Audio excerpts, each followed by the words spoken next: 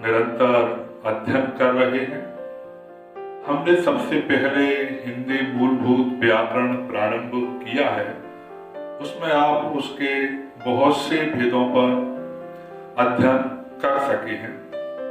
इसी श्रृंखला में आज हम हिंदी मूलभूत व्याकरण की कड़ी में जो आज का हमारा प्रकरण यहाँ रहेगा वो अव्यय का शेष भाग है, जिसमें समुच्चय बोधक एवं विस्मयाल बोधक ये दोनों अव्ययों के बारे में हम आज आपसे चर्चा करेंगे, देखेंगे आप।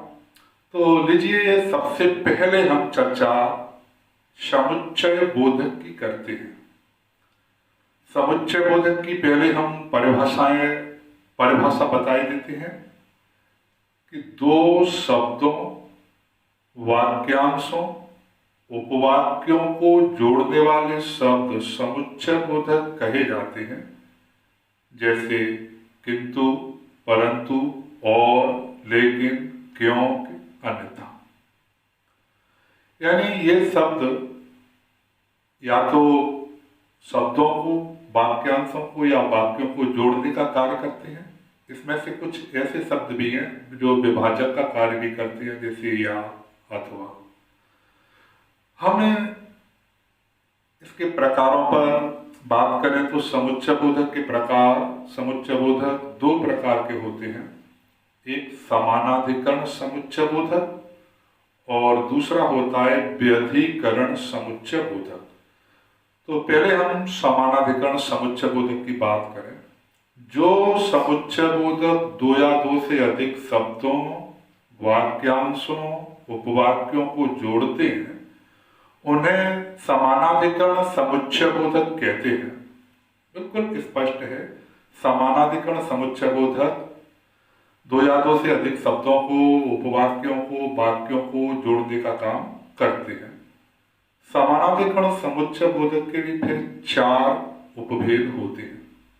सबसे पहला संयोजक। जो समुच्चय बोधक दो शब्दों, वाक्यांशों और वाक्यों को जोड़ते हैं वो संयोजक के अंतर्गत आते हैं।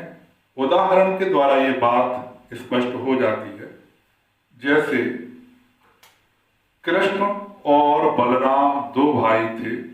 यहाँ और शब्द कृष्ण और बलराम को जोड़ने का कार्य कर रहा है। वह हिंदी एवं अंग्रेजी दोनों भाषा जानता है, एवं शब्द भी हिंदी और अंग्रेजी दो शब्दों को जोड़ने का कार्य कर रहा है। उपभेद में दूसरा है विभाजक। जैसे उसके नाम से ही स्पष्ट है, जो समुच्चय बोधक शब्दों, वाक्यांशों या उपवाक्यों में विभाजक दिखते हैं, जैसे वह घर गया या बाजार गया, तो यह शब्द है वो विभाजक का काम कर रहा है कि वास्तव में वो घर के लिए गया था या बाजार के लिए गया था। ऐसे ही एक लोकोक्ति को यहाँ उदाहरण के रूप में प्रस्तुत किया है कि ना नौमन तेल होगा, ना राधा नाचेगी। ये भी विभाजक का कार्य कर रहा है कि यदि नौमन तेल नहीं होगा तो राधा नाचने का कार्य भी नहीं करेगी। तीसरा हम देखते हैं विरोध दर्शक।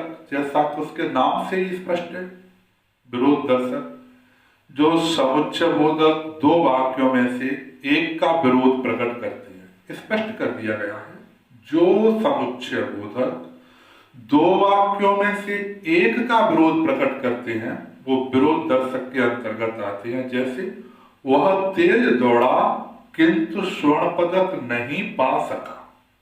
यहाँ किंतु शब्द है वो विरोध दर्शक का कार्य कर रहा है। वह बता रहा है कि तेज तो दौड़ गया, लेकिन तेज दौड़ने के बाद भी वह स्वर्ण पदक हासिल नहीं कर पाया। चौथा जो उपभेद है परिणाम दर्शक। जैसे उसके नाम से ही स्पष्ट है, उसका फल क्या है, उसका परिणाम क्या है। जो समुच्चय बोधक दो उपवाक्यों में से एक उपवाक्य को परिणाम की ओर संकेत करते हैं, जैसे उसने परिश्रम किया इसलिए प्रथम श्रेणी से उत्तीर्ण हुआ। यहाँ इसलिए शब्द ने परिणाम स्पष्ट कर दिया। गैस नहीं थी अतः भोजन नहीं बन सका। यहाँ अतः शब्द ने परिणाम स्पष्ट कर दिया। समुच्चय का जो दूसरा प्रकार है, इसके नाम से है व्यधिकरण समुच्चय बोधक। पहले इसकी अधिक आश्रित उपवाक्यों को मुख्य वाक्य से जोड़ने वाले अव्यय व्यधिकरण समुच्चय बोधक कहे जाते हैं। इसके 4 उपभेद होते हैं। सबसे पहला कारण बोधक।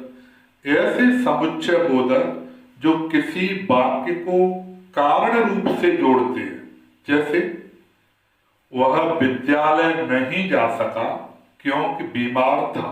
यहां विद्यालय नहीं जाने का कारण स्पष्ट हो गया और वो क्योंकि समुच्चय बोधक के माध्यम से हुआ है। अर्चना ने पढ़ाई नहीं की इसलिए अनुत्तीर्ण हुई। यहां अर्चना पढ़ाई न करने के कारण अनुत्तीर्ण हो गई और इसलिए समुच्चय बोधक ने यह स्पष्ट कर दिया। दूसरा जो उपभेद है संकेत बोधक। जो समुच्चय बोधक उपवाक्यों के प्रारंभ में लगातार दोनों उपवाक्यों को जोड़ते हैं, वो संकेत बोधक होते हैं। इसमें प्रारंभ में एक समुच्चय बोधक होता है, उसके बाद में वाक्य होता है और फिर समुच्चय बोधक होता है, फिर वाक्य को पूरा किया जाता है। इस उदाहरण से यह बात स्पष्ट हो जाएगी। यदि तुम भला चाहते हो तो घर चले जाओ। इस वाक्य में यदि और तो ये 2 समुच्चय बोधक हैं जिन्हें हम संकेत बोधक के रूप में मानते हैं। तीसरा है स्वरूप बोधक। जो समुच्चय बोधक बाद वाले उपवाक्य से पूर्व लगकर प्रथम वाक्य के स्वरूप को स्पष्ट करते हैं, जैसे नायिका इतनी सुंदर थी मानो अप्सरा। तो ये प्रथम वाक्य से उपवाक्य से पूर्व लगकर प्रथम वाक्य के स्वरूप को स्पष्ट कर रहे हैं। जयशंकर प्रसाद जी का काव्य अर्थात कल्पना, सौंदर्य और प्रेम का समन्वय। इन वाक्यों में क्रमशः मानो अर्थात ये समुच्चय बोधक अव्यय थे।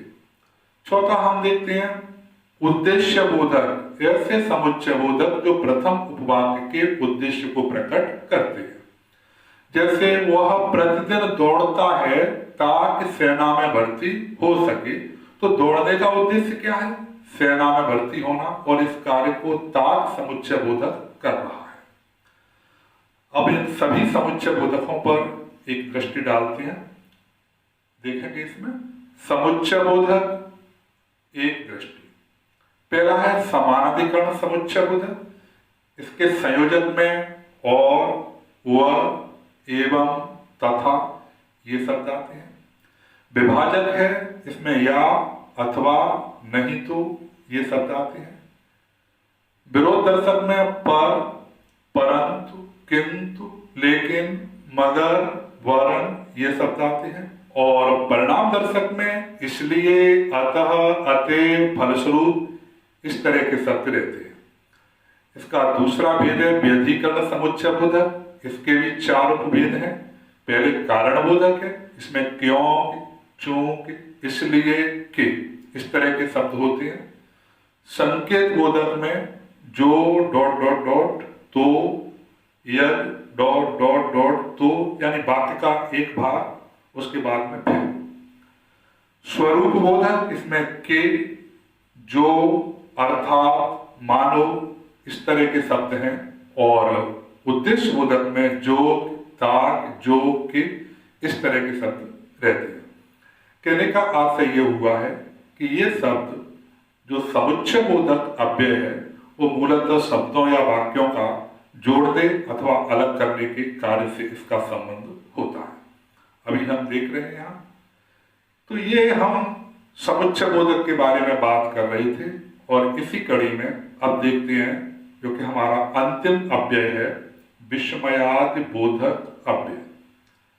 विस्मयादि बोधक अव्यय की परिभाषा देखेंगे। परिभाषा से ही सारी बातें स्पष्ट हो जाती हैं। वे शब्द जिनसे हर्ष, शोक, आश्चर्य, क्रोध, घृणा, भय और ईर्ष्या जैसे भाव प्रकट होते हैं उन्हें विस्मयाद बोधक कहते हैं। जैसे बा, हाय, अहो, अवे, छे, बापरे। इसके बारे में इन दो वाक्यों पर ध्यान देंगे जो नोट में बताई गई हैं। पहला है विस्मयाद बोधक अव्यय प्रायः वाक्य के प्रारंभ में आते हैं। आशय यह है कि विस्मयाद बोधक शब्दों का वाक्य के प्रारंभ में ही अधिकतर प्रयोग होता है। दूसरा वाक्य, इन अव्यय शब्दों के बाद विस्मयाद बोधक चिन्ह का उपयोग होता है, यानी किसी शब्द पर विस्मयाद बोधक का चिन्ह लगा होगा, संबोधन का चिन्ह लगा होगा। तो देखते हैं, वाह, रामलाल चुनाव जीत गया। यहां पर हर्ष प्रकट किया जा रहा है। यहाँ वाह शब्द है वह विस्मयाद बोधक है। हाय, रामू के पिता चल बसे, यहाँ शोक प्रकट किया जा रहा है। अरे वाह, आज मौसम बड़ा सुहावना है। अरे वाह शब्द के माध्यम से यहाँ आश्चर्य प्रकट किया जा रहा है। तो जिन शब्दों से हर्ष, शोक, आश्चर्य, घृणा जो प्रकट होती है वह विस्मयाद बोधक होती है। मैं यहाँ एक महत्वपूर्ण बात बताना चाह रहा हूं।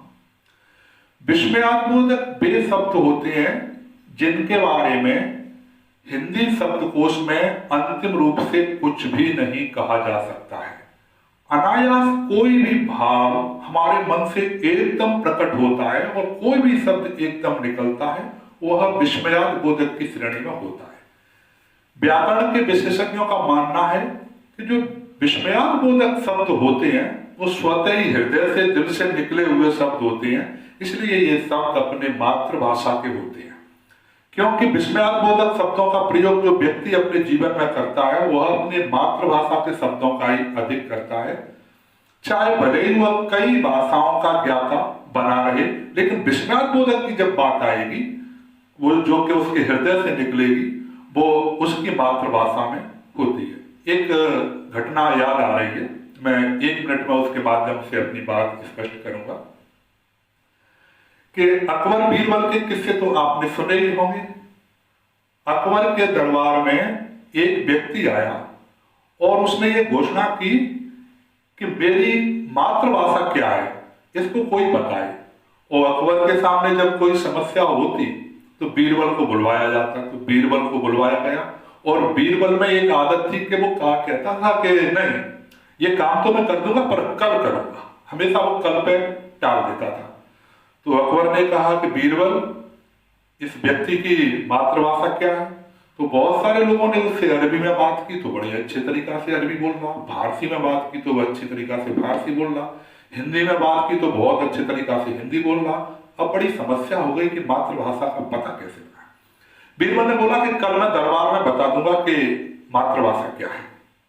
और बीरबल चला गया। ठंड के दिन थे, शाम को उन्हें बढ़िया रखा गया महाराज के यहाँ।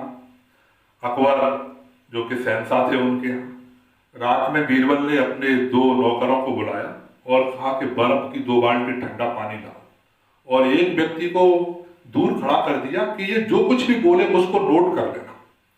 और बर्फ का 2 बाल्टी पानी, पहले तो उसकी रजाई को हटाया तो ठंड से वैसे ही कपकपाने लगा, और जैसे ही उसके ऊपर 2 बाल्टी पानी डाला तो वो चिल्लाने लगा। तो जो शब्द बोले थे उस व्यक्ति ने, जो पहले से तैयार था, नोट कर लिया।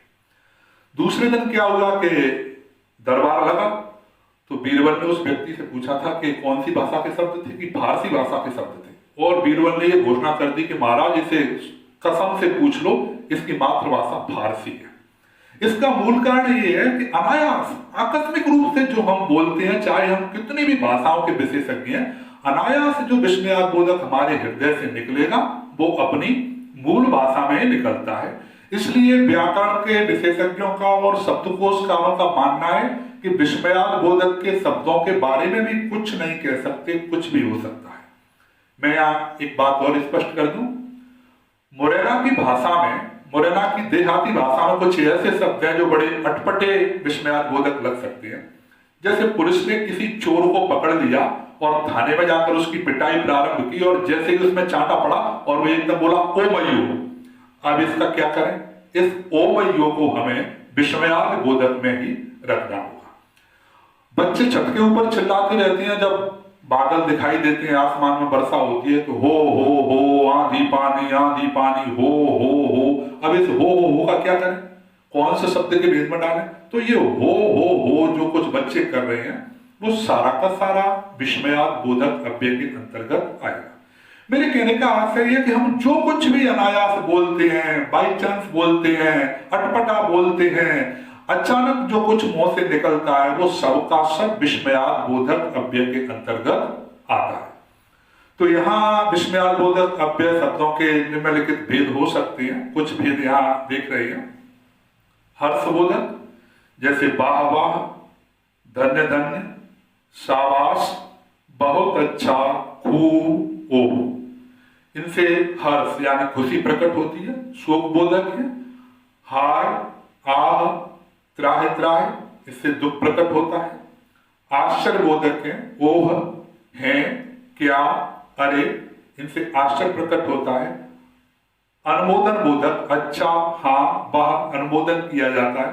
तिरस्कार बोधक जैसे छे, थू थू, हट, धिक। स्वीकृति बोधक अच्छा, ठीक, बहुत अच्छा। संबोधन बोधक अजी, रे, अरे, ऐसे ही। आशीर्वाद बोधक जीते रहो, आयुष्मान भव। भय बोधक बाप रे, हाय। क्रोध बोधक अबे, धत, चुप। चेतावनी बोधक बच्चों सावधान, ध्यान से। इस तरह के ये शब्द रहते हैं। मैं यहाँ एक बात और स्पष्ट कर दूं, विस्मयाद बोधक ऐसे शब्द होते हैं, अगर अलग से बात करें तो हाय, अरे, वाह, ओ, ओभ, इस तरह के शब्द विस्मयादक बोधक शब्दों की श्रेणी में आते हैं। लेकिन हम संज्ञा, सर्वनाम, विशेषण और क्रिया शब्दों की बात करें तो ये शब्द भी विस्मयाद बोधक हो सकते हैं। किसी वाक्य का रूप या कोई वाक्यांश भी विस्मयाद बोधक का कार्य कर सकता है। कोई पूर्ण वाक्य भी विस्मयाद बोधक का कार्य कर सकता है। जैसे हम किसी के चरण स्पर्श करते हैं और बोलता है कि आयुष्मान भव। अब ये पूरा वाक्य लेकिन ये विस्मयाद बोधक होगा। विजयी भव, चिरंजीवी हो, ये संपूर्ण वाक्य होने के साथ साथ भी विस्मयाद बोधक हैं। तो संज्ञा से भी विस्मयाद बोधक बन जाते हैं। जैसे राधे राधे, जय जय राम, ओ भैया, ओ मैया, इस तरह के शब्द हैं। सर्वनाम से भी बनती है, जैसे मैं। अब यहां पर इसका प्रयोग ये कि इसको संबोधन के रूप में ही होगा। जैसे मैं ये काम नहीं कर सकता, तभी ये विस्मयाद बोधक माना जाएगा। विशेषण से भी सुंदर, बहुत सुंदर, बहुत अच्छे। तो इस तरह से ये जो शब्द है विशेषण से बनी है, ये भी विस्मयाद बोधक का कार्य करते हैं। मूल बात यह कि इन शब्दों को बोलते समय संबोधन का होना आवश्यक है। अगर सामान्य स्थिति में सुंदर होगा तो विस्मयाद बोधक नहीं होगा। यानी सुंदर शब्द को ऐसे बोला जाए, संबोधित करके बोला जाए और उसमें संबोधन का चिन्ह लगा हो, तभी वो विस्मयाद बोधक होगा। तो क्रिया से भी बनता है, चुप, कहो, पढ़ो, और वाक्यांश से भी बन जाता है। जैसे बच गए, मारे गए, इस तरह के शब्द हैं। ये सारे के सारे शब्द विस्मयाद बोधक अव्यय के अंतर्गत आते हैं। और विस्मयाद बोधक के बारे में अंतिम रूप से कुछ नहीं कह सकते, क्योंकि जैसा कि मैंने बताया कि हम कुछ भी अनायास बोलते हैं, वो सारे के सारे शब्द विस्मयाद बोधक हो सकते हैं। कुछ ऐसे शब्द भी हो सकते हैं कि जिनका अर्थ की दृष्टि से अर्थ लगा पाना मुश्किल हो और वो शब्द विस्मयाद बोधक हो। यहाँ अभ्यास प्रश्न है, बहुविकल्पीय, इनकी हम चर्चा करते हैं। आप देखेंगे आपके अभ्यास के लिए प्रश्न है। हरि सामने बैठा है। यहाँ सामने शब्द है, 4 ऑप्शन है हमारे पास। यहाँ सामने शब्द क्या कर रहा है? विशेषता बता रहा है। किसकी? बैठने की। बैठना क्या है? क्रिया। और जो शब्द क्रिया की विशेषता बताता है वो क्रिया विशेषण होता है। हरि सामने बैठा है, तो यहां इसका शुद्ध उत्तर होगा ब, क्रिया विशेषण। दूसरा प्रश्न है, कैकई कोप भवन के सामने बैठी थी। यहां सामने के सामने शब्द है। अब यहां के सामने शब्द है, वो संबंध बताने का कार्य कर रहा है, इसलिए यहां पर यह शब्द स संबंध बोधक होगा। तीसरा प्रश्न है, श्री कृष्ण यहां रहते थे। वाक्य में यहां शब्द है। अब यहां शब्द क्या कर रहा है, यहाँ रहने शब्द की विशेषता बता रहा है, और रहना क्या है, क्रिया। और जो शब्द क्रिया की विशेषता बताता है वह शब्द क्रिया विशेषण होता है। इसका सही उत्तर अक्रिया विशेषण होगा। चौथा वाक्य, श्री कृष्ण नंद बाबा के यहाँ रहते थे। वाक्य में यहाँ के, यहाँ शब्द है, यह संबंध बताने का काम कर रहा है। नंद बाबा के यहाँ रहने का संबंध बता रहा है, इसलिए असंबंध बोधक इसका उत्तर होगा। पांचवा प्रश्न है, निम्न में विस्मयाद बोधक की विशेषता नहीं है। हर्ष प्रकट करना, ये तो विस्मयाद बोधक की विशेषता है। तुलना करना, ये विस्मयाद बोधक की विशेषता नहीं है। आश्चर्य प्रकट करना भी विस्मयाद बोधक की विशेषता है। घृणा प्रकट करना भी विस्मयाद बोधक की विशेषता है, इसलिए इसका सही उत्तर होगा ब, तुलना करना। और अंतिम प्रश्न है, छठवां प्रश्न, निम्न में विभाजित समुच्चय बोधक है और जोड़ने का काम करता है, तथा जोड़ने का काम करता है, क्योंकि जोड़ने का काम करता है, अथवा अलग करने का कार्य करता है, इसलिए यहाँ अथवा विभाजक समुच्चय बोधक है। नीचे आप लोगों के लिए उत्तर माला दी हुई है, इसको आप देख सकते हैं। और अगला टॉपिक जो हम लेकर के आएंगे, वैसे तो शब्दों के भेद का ही वो एक हिस्सा है, लेकिन वचन कारक इसकी चर्चा हम अगले लेक्चर में करेंगे। आज इतना ही, धन्यवाद।